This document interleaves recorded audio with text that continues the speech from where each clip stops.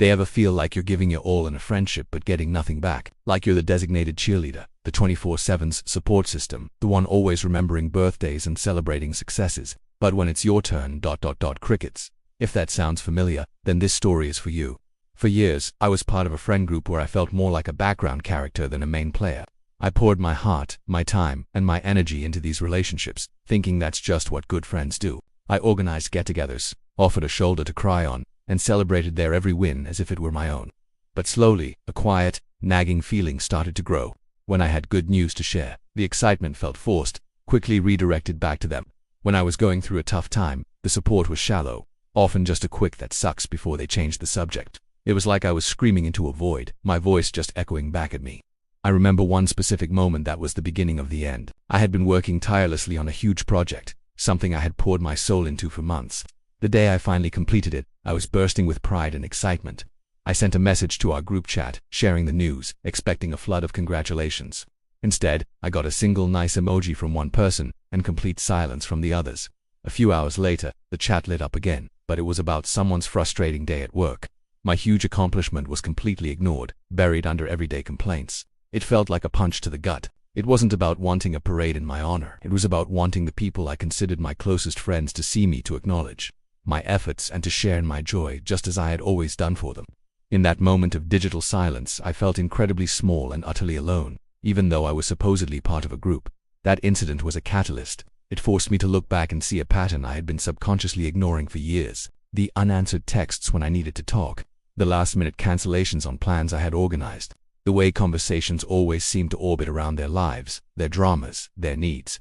I was a convenience, a reliable fixture they could count on to be there, but not someone they truly invested in. The realization was painful. It's tough to admit that the people you've invested so much in don't value you in the same way. It felt like a personal failure. What was wrong with me? Why wasn't I interesting enough, or important enough, for them to care? These questions haunted me.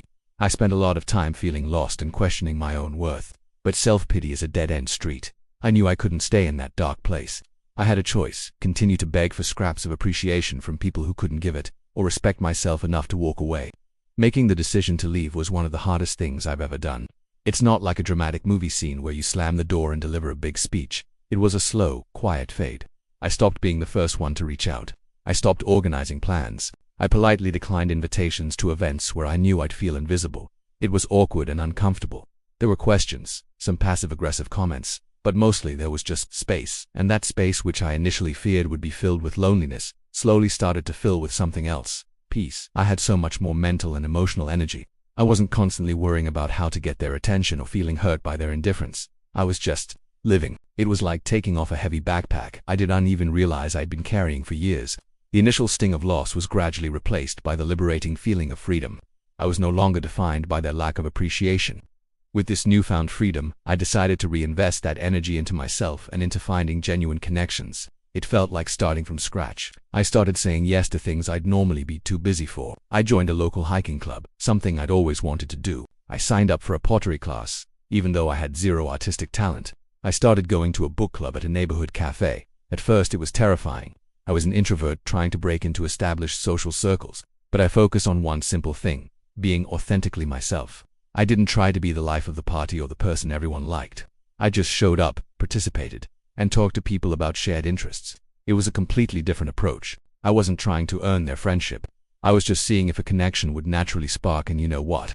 It did. In the hiking club, I met Sarah. We bonded over our mutual love for conquering tough trails and our shared dislike of early mornings. We'd push each other up steep inclines and then sit at the summit, sharing snacks and stories, not just talking about the view, but about our lives, our dreams, our fears. In my pottery class, I met Ben. Our first few creations were hilariously lopsided disasters, and we laughed until we cried. That shared vulnerability of being bad at something created an instant bond. We started grabbing coffee after class, and I discovered he had a brilliant mind and a wonderfully quirky sense of humor. These weren't friendships born out of obligation or history. They were built on mutual respect, shared joy, and genuine interest in who the other person was. The difference was like night and day. When I mentioned a small win at work to my new friends, they'd ask follow-up questions. They wanted to know the details. They celebrated with me, their excitement genuine and infectious. When I was having a rough day and sent a text saying I was feeling down, my phone would buzz with replies. "What's wrong? Do you want to talk?" Or "I'm bringing over ice cream in 20 minutes. It was reciprocity. It was the beautiful, effortless give and take that I had been craving for so long. These new friends saw me. They valued my opinions, they laughed at my dumb jokes, and they showed up for me, no questions asked. I realized that this is what friendship is supposed to feel like. It's not a transaction or a performance. It's a safe harbor where you can be your complete, authentic self and be loved, not in spite of it, but because of it. Looking back, I don't hold any resentment towards my former friends. I think, in their own way, they cared, but they simply didn't have the capacity or the self-awareness to offer the kind of friendship I needed and deserved. And that's okay. People can only meet you as deeply as they've met themselves. Walking away wasn't about punishing them, it was about honoring myself. It was about declaring that I was worthy of being seen, heard, and appreciated. It was about making space in my life for people who would fill it with light, not with silence. It taught me that loneliness isn't about being alone. It's about being surrounded by people who make you feel alone. True connection is about quality, not quantity. So if you're stuck in a one-sided friendship, feeling invisible and unappreciated, please hear me. Your feelings are valid. You are not asking for too much. Wanting your friends to celebrate you and support you is the bare minimum of a healthy relationship. It can be terrifying to walk away from the familiar, but the world is full of people who will love the things about you that others took for granted. Don't be afraid to clear out the space. Join that club, take that class, pursue that hobby. Put yourself in new environments. Be open, be authentic, and let genuine connections find you. You deserve friendships that feel like sunshine, not like a constant struggle for a single ray of light. Trust me, finding your people, the ones who truly get you and value you, is one of the most beautiful and life-affirming experiences you can have. Thank you so much for spending this time with me today. I hope my story resonated with some of you. If it did, I'd love to hear about your own experiences in the comments below. And if you enjoyed this video, please give it a thumbs up and consider subscribing to the channel for more content like this. It really helps a lot.